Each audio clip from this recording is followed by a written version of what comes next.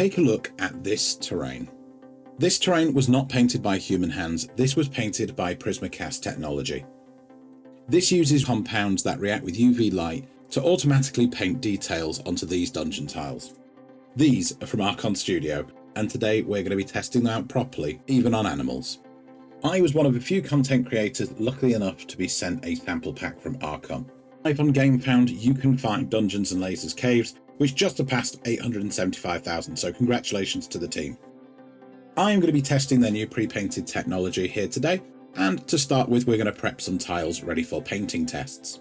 I have collected questions from many members of the Archon Studio Discord, my personal space and my YouTube audience, and today we're going to put them to the test. Marking off with frog tape, we're going to start off by giving these a layer of primer, and then testing washes and acrylic paints over them. My goal today is to help you decide if you're going to go with Prismacast pre-painted dungeon tiles, or if you're going to paint them yourself. Both options are available on the campaign. If you do find this helpful today, I would love it if you'd hit the subscribe button, as I have much more Dungeons & Lasers and Dungeons & Dragons content in the future. If you want more mini painting, you can join me 5 days a week on Twitch. Before we get into the core of the tests here today, I do need to remind you these are sample sets. These are not approved for retail, unlike the Dwarven Mines. These are always subject to change before hitting stores. So to begin testing, the first thing I need to do is to sand down the contact area, but we are giving it the best chance of adhesion. I am not cleaning the dungeon tile, as this test is to see if standard sprue will bond to a Prismacast treated tile. I left this for about 30 minutes to see if it will bond. While waiting to see if the polycement bonded, I decided to give it a quick go over it with a fine grit sandpaper, just to see how scratch resistant it is. Now bearing in mind these were shipped to me with no padding in between and yet to obtain any scratches, so I am pretty confident in this. Even with a fine grip, it stands up pretty decently. We don't do things by half on this stream, so we're going to step it up a notch. This is a cordless USB rechargeable rotary tool, and this is the basic setting, and again we're going to step it up a notch. This is going to be its maximum setting. If you are planning on sanding these tiles, please do wear a mask, as I'm doing this testing so you don't have to, but please heed all the safety advice from Archon Studio. I think it's pretty safe to say that during standard wear and tear, you will not be able to cause this much damage. These tiles are very resistant. Going back to our polycement test, I did add a little extra to this tile, and I've left it about 15-20 minutes. I wanted to see if it can do any damage to the surface, meaning you don't have to worry about things like spills. So after 30 minutes with a paper towel, I'm going to remove the excess.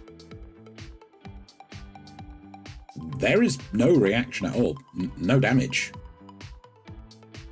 There's a little bit of transfer on the paper towel, but I'm going to assume that's from the dust sanding the other parts. This is really impressive. Now to see if polycement could bind the two. No. No. That's weaker than American beer. So I suggest using super glue if you're planning on gluing anything to these tiles. But as we've already proven, it's not done any damage to the tile, so this is still very usable. Now for something a little sexy. This is a tandoori chicken stuffed crust pizza from my local takeaway. This is a dungeon tile. This is a tandoori stuffed crust pizza splashing grease all over a dungeon tile. Let's see if it causes any long-term damage. Also, by using this pizza in this video, it's now a tax-deductible work expense. Thanks, guys!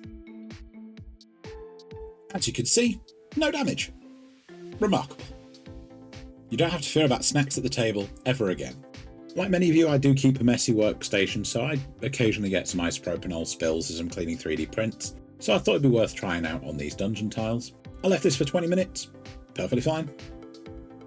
Next up, BioStrip.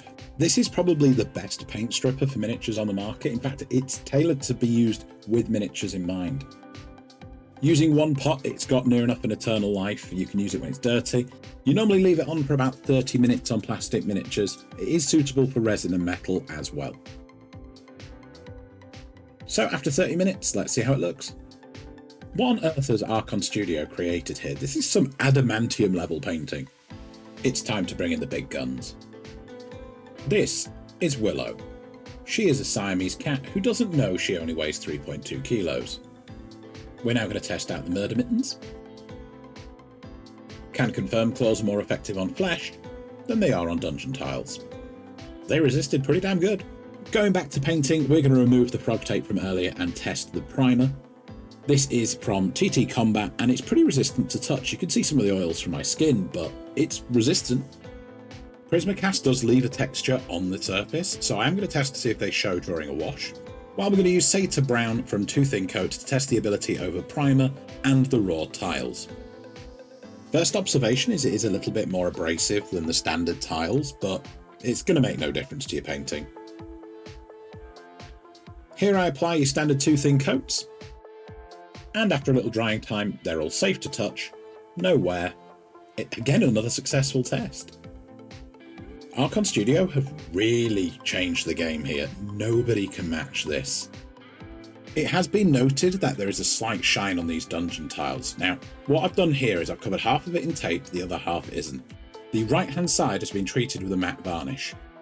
The left hand side is exactly as it is standard. There's no difference. I don't think adding the matte varnish really makes a change. While I prepare a really insane experiment, please be aware that most creators who've been given these tiles showing them off are under studio recording lights or an intense painting light, so they will appear shinier than they do in person. Moreover, these are currently just samples before release, so anything here is subject to change.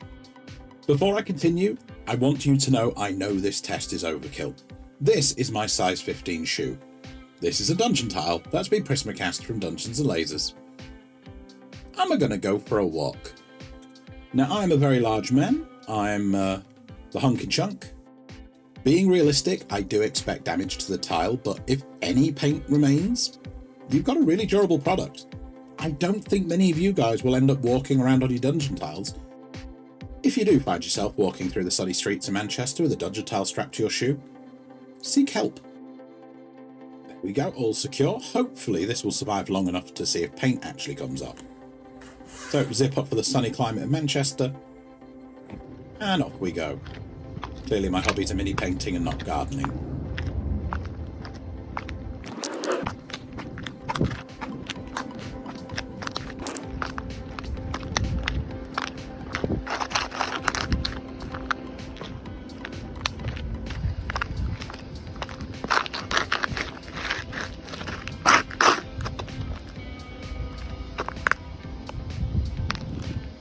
I didn't like that. It was cold and there was too many people outside.